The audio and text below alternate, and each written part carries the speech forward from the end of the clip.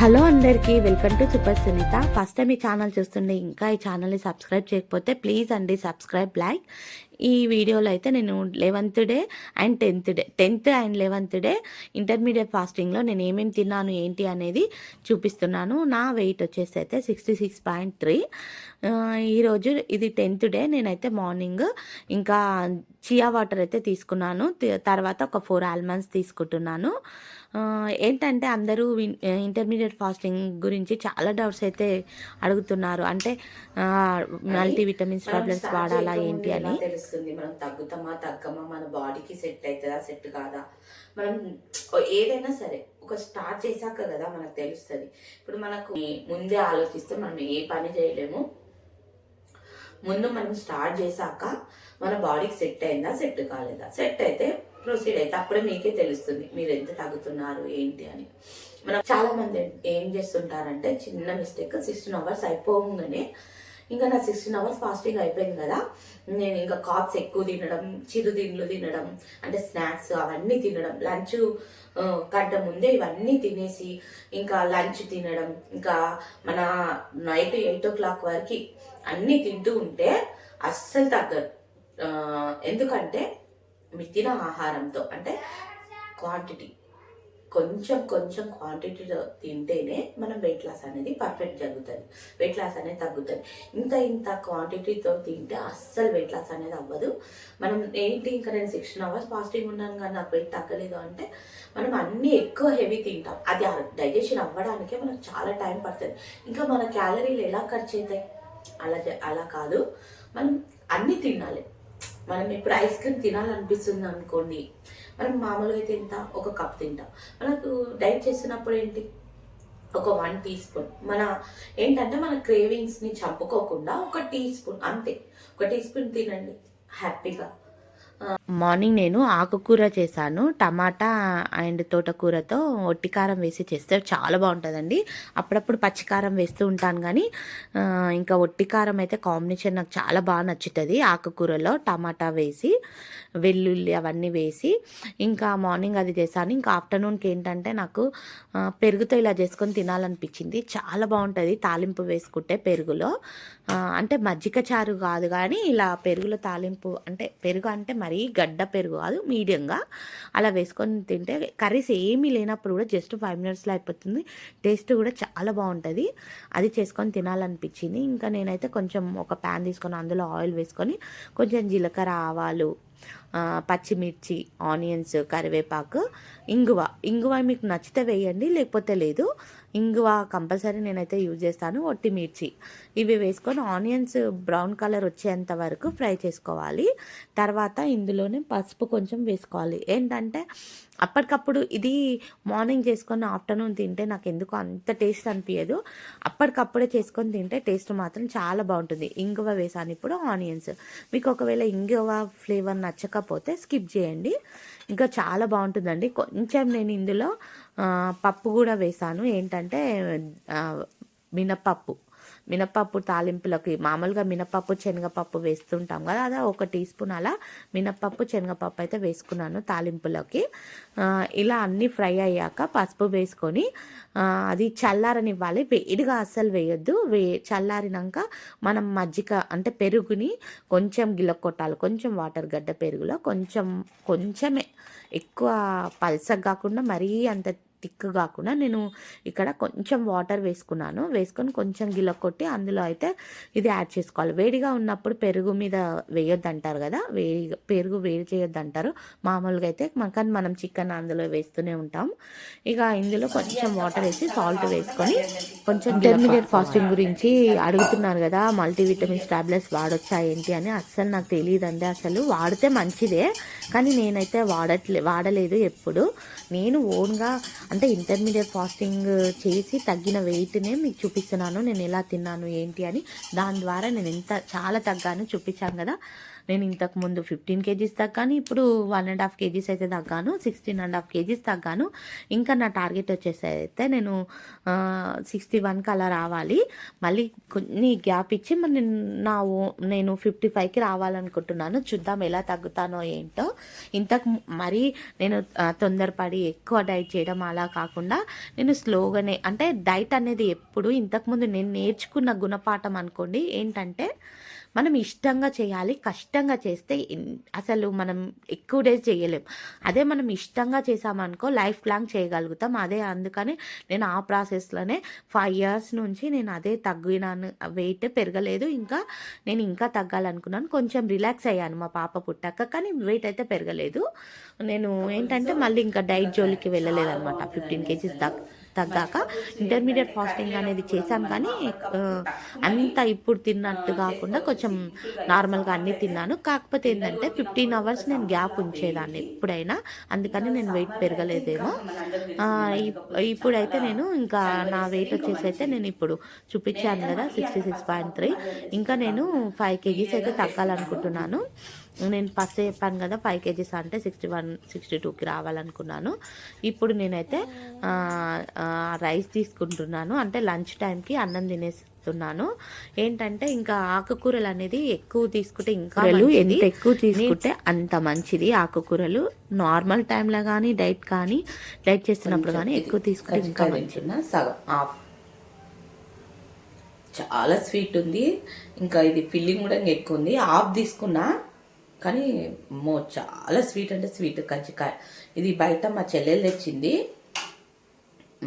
మా చెల్లి తెచ్చింది. బాగుంది టేస్ట్, కానీ చాలా స్వీట్ ఉంది. ఇక మనం డైట్ చేసేటప్పుడు ఇవి తింటే చాలా హెవీ కదా, నేను అందుకని సగం తీసుకున్నా. కానీ ఇది కూడా అసలు ఎక్కువే క్యాలరీలు.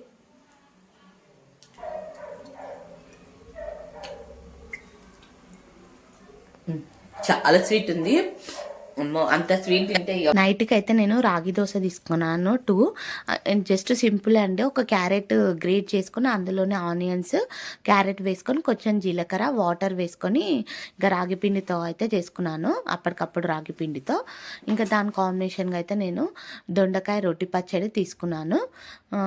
10th డే అయితే అయిపోయింది. ఇంకా 11th డే నా డైట్ వచ్చేసి అయితే 11th డేకి నేను బీరకాయ కర్రీ, ఎగ్, ఇంకా రైస్, 1 కప్ రైస్ తీసుకున్నాను. ఆ రోజు అయితే కర్డ్ తీసుకోలేదు నేను. ఇంకా ఆ రోజు ఏంటంటే ఇంకా మా పాప ఇంట్లోనే ఉంది. తనకి ఇంకా డిమార్ట్ వెళ్ళినప్పుడు తనైతే కప్ కేక్స్ కావాలని అనింది. ఇంకా పిల్లలంటే అంతే కదా, చాక్లెట్లు, కప్ కేక్స్ ఇవన్నీ అడుగుతూ ఉంటారు. కానీ నేను మా పాపకైతే చాలా తక్కువనే ఇప్పిస్తాను. ఇంకా తను అడిగిందని ఇంట్లోనే ఉంది కదా అని ఇంకా చాలా డేస్ అయిపోయింది, 3-4 months అయింది. ఇంకా తన కోసం అయితే నేను స్పాంజ్ కేక్ చేస్తున్నాను. తనకి స్పాంజ్ అంటే ఇష్టం. నేను కూల్ కేక్ చేస్తానంటే వద్దనింది. ఇంకా స్పాంజ్ కేక్ కోసం అయితే నేను మామూలుగా ఈ కేక్ తోటనైనా మనం కూల్ కేక్ చేస్తాం కదా, అలాగే తనకి ఐసింగ్ చేయకుండా నార్మల్ స్పాంజ్ కేక్ కావాలని అనింది. ఇంకా నేనైతే తన కోసం ఇంకా హాఫ్ కేజీ చేశాను. ఇక్కడ అంటే 1 కప్పు తీసుకున్నాను. దానికోసం 2 eggs అయితే తీసుకొని బీట్ చేసుకున్నాను. 1 కప్పు షుగర్ పౌడర్ తీసుకున్నాను. అది క్లిప్ మిస్ అయిందండి, సారీ. అది షుగర్, ఇంకా కొంచెం ఆయిల్, ఒక 3-4 టేబుల్ స్పూన్ ఆయిల్ తీసుకున్నాను. అది మిస్ అయిపోయింది. ఇంకా ఏంటంటే ఇది బాగా బీట్ చేసుకోవాలి. మనం ఎంత ఫ్లఫీగా రావాలంటే బాగా బీట్ చేసుకుంటే అంత ఫ్లఫీగా వస్తుంది స్పాంజ్ అనేది. ఇంకా నేనైతే ఇక్కడ షుగర్ పౌడర్ కూడా యాడ్ చేసుకొని ఇంకా బీట్ చేసుకున్నాను. షుగర్ పౌడర్ అనేది చూపించడం అయితే నేను ఇది క్లిప్ అనేది మిస్ అయిపోయింది. ఎలా మిస్ అయిపోయిందో నాకు తెలియకుండానే అది మిస్ అయింది. షుగర్ పౌడర్ ఇంకా ఆయిల్ అయితే చూపించలేదు. కానీ ఏంటంటే 1 కప్ 2 eggsకి మనము ఇక్కడ 2 eggsకి 1/2 కప్ నేను షుగర్ పౌడర్ తీసుకున్నాను. అదే క్వాంటిటీ 1/2 కప్ మళ్ళీ మనం మైదా కానీ వీట్ ఫ్లోర్ కానీ తీసుకోవాలంటే ఈక్వల్ క్వాంటిటీ షుగర్ పౌడర్ ఎంత తీసుకుంటామో దానికి ఈక్వల్గా అదే కప్పుతోటైతే మనం ఫ్లోర్ అంటే పిండి తీసుకోవాల్సి వస్తుంది. దానికి ఈక్వల్ క్వాంటిటీ తీసుకున్నప్పుడు షుగర్ అనేది మనకు పర్ఫెక్ట్గా సెట్ అవుతుంది. ఏంటంటే మనం షుగర్ పౌడర్ తీసుకుంటున్నాం వీళ్ళైతే ఐసింగ్ పౌడర్, షుగర్ పౌడర్ అదే అండి. షుగర్ పౌడర్ తీసుకున్నాను. జస్ట్ నా షుగర్ని గ్రైండ్ అంటే మిక్సీకి వేసుకొని పౌడర్లా చేసుకొని అది నేను తీసుకున్నాను. ఇక్కడ వెనిలా ఎసెన్స్ తీసుకున్నాను. దాంట్లోనే ఒక 4 స్పూన్స్ వరకు ఆయిల్, నార్మల్ సన్ఫ్లవర్ ఆయిల్ తీసుకున్నాను. తర్వాత వీటన్నిటిని బాగా వచ్చేంత వరకు బీట్ చేసుకోవాలి. తర్వాత ఇక్కడ నేను ఇదే కప్పుతో, ఈ కప్పుతోటే నేను షుగర్ తీసుకున్నాను. ఇప్పుడు చూపిస్తున్నాను కదా, అదే కప్పుతో నేను షుగర్ పౌడర్ కూడా తీసుకున్నాను. ఇక్కడ పిండినంతా డ్రై ఫ్లోర్నంతా మనం జల్లించుకోవాలి. ఇక్కడ 1/2 table spoon baking powder, 1/4 cup baking soda అంటే 1/2 టీ స్పూను బేకింగ్ సోడా వేసుకున్నాను. 1/2 కేజీ కేక్ కాబట్టి, స్పాంజ్ కేక్కి. ఇక్కడ మనం బాగా జల్లించుకోవాలి. ఆ పౌడర్ అంతా బాగా కలుస్తుంది. తర్వాత వీటిని ఎక్కువ కలపొద్దండి, నార్మల్గా కలుపుకుంటే సెట్ అవుతుంది. నేను ఇంట్లో చెప్పాను కదా ఇంతకుముందు వీడియోలో, నేను కేక్స్ అనేది నేర్చుకున్నాక ఇంట్లోనే ఏ చిన్న ఈవెంట్కైనా నేనే చేస్తాను. నాకు కేక్ చేయడం అంటే చాలా చాలా హ్యాపీగా ఉంటుంది. కేక్ స్పాంజ్ మంచిగా వచ్చినప్పుడు అయితే ఇంకా నా సంతోషం ఇంకా చెప్పలేను. చాలా ఇష్టం నాకు ఇలా చేయడం అంటే, కేక్స్ కానీ పిజ్జాస్ కానీ అలాంటివి. ఇక్కడ మా పాప వద్దంటే వచ్చేసింది, ఇంకా తను కూడా కలుపుతూ ఉండింది, తన కూడా ఇంట్రెస్ట్. ఇంకా నేను ఇక్కడ బటర్ పేపర్ వేసుకున్నాను.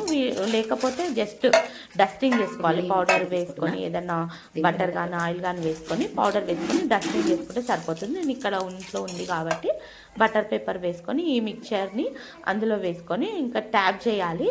ఏదైనా బబుల్స్ ఏదైనా ఉన్నా కానీ పోతూ ఉంటుంది. ట్యాప్ చేయాలి. ఇక్కడ నేను ఏంటంటే ఈ బౌల్ తీసుకున్నాను. ఇందులోనే నేను కుక్కర్ పెట్టుకొని అదొక 5 మినిట్స్ అలా ఫ్రీ హీట్ అయితే సిమ్లో పెట్టి వెయిట్ చేసుకున్నాను. నాకు ఓవెన్ లేదు కాబట్టి నేనైతే కుక్కర్లోనే చేస్తూ ఉంటాను. ఇంకా ఓవెన్ ప్రాసెస్ అయితే నాకు తెలీదు. నేను ఈ కుక్కర్ ప్రాసెస్ అయితే నాకు బాగా తెలుసు, అందుకని చెప్తున్నాను. ఇందులో అయితే నేను ఒక 5 మినిట్స్ అలా ప్రీ హీట్ చేసుకొని అందులో అయితే పెట్టేసుకున్నాను.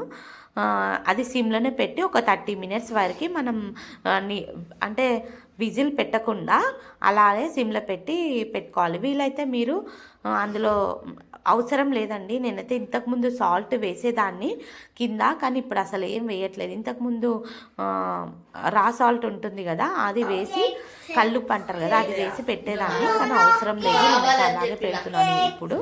ఇంతకుముందు తెలియక అలా అయితే వేసేదాన్ని, కానీ అంత అవసరం లేదు. నేను అలాగే డైరెక్ట్ పెట్టేసి ఇంకా ఒక 30 మినిట్స్ వరకు సిమ్లో పెట్టాను. చూడండి కేక్ ఎంత బాగా పొంగిందో, అసలు చూస్తుంటేనే చాలా బాగా అనిపిస్తుంది నాకు. ఇలా పొంగి బాగా వచ్చే స్పాంజ్ అనేది పర్ఫెక్ట్గా వచ్చేసింది. ఏంటంటే మనం ఎంత బీట్ చేసుకుంటే బాగా బీట్ చేసుకోవాలి, బీట్ చేసుకునే దాన్ని బట్టే మన స్పాంజ్ అనేది పర్ఫెక్ట్గా వస్తుంది. ఇక్కడ మనం పోపు పెట్టాం కదా, దానికి పిండిలాగా అంటుకోకుండా పర్ఫెక్ట్గా వస్తే ఆ కేక్ అనేది బాగా అయినట్టు. ఇక్కడ నేను వెనిలా ఎసెన్సే వాడాను. కావాల్సి మీరు వేరే ఫ్లేవర్ కూడా వేసుకోవచ్చు, బటర్ స్కాచ్ కానీ రెడ్ వెల్వెట్. అంటే మనం స్పాంజ్ని మామూలుగా వెనీలా కేక్, ఇది మనం టీ టైం కేక్ లాగా చేసాం కదా, ఇంకా మీరు కూల్ కేక్ లాగా చేయాలనుకుంటే మీరు స్పాంజ్లోనే ఇంకా ఫ్లేవర్స్ అనేది మార్చుకోవచ్చు. జస్ట్ అంత ప్రాసెస్ ఒకటే ఉంటుంది, జస్ట్ ఎసెన్స్ దగ్గర butter scotch essence, red velvet essence అలాంటివి. నేను ఇక్కడ వెనీలా ఎసెన్స్ వాడాను. కూల్ కేక్ కాదు కాబట్టి, నార్మల్ కేకే కాబట్టి, స్పాంజ్ కాబట్టి. ఇక్కడ నేను ఒక 15 మినిట్స్ అలా చల్లారాక నేనైతే ఇది బౌల్లో నుంచి తీసుకొని ఇంకా కట్ చేసుకున్నాను. చాలా బాగుంటుందండి నిజంగా, అలా స్పాంజ్నే తినేయచ్చు. బాగా పొంగింది, ఇంకా టేస్ట్ కూడా చాలా అదిరిపోయింది అనుకోవచ్చు. మా పాపకైతే ఎంత ఇష్టం అంటే ఆ కేక్ మొత్తం అయిపోయిందాక తింటానంటది. ఆ డేస్ మొత్తం ఇంకా రైస్ తినదు, కేక్ అంటుంది. కానీ పిల్లలకు అస్సలు మంచిది కాదు కదా, ఎప్పుడో 2 మంత్స్కి ఒకసారి 3 మంత్స్కి ఒకసారి అయితే పర్వాలేదు. నేను కూడా ఒక చిన్న ముక్క అయితే తిన్నాను, అందుకని రాత్రికి హెవీగా తినొద్దని ఇంకా ఒక్కటే చపాతి, కొంచెం చికెన్ కర్రీ, ఒక 2 పీసెస్ అలా చికెన్ కర్రీ అయితే తీసుకున్నాను. ఇది 10th డే 11th డేకి అయితే నేను తిన్న ఇంటర్మీడియట్ ఫాస్టింగ్లో నేను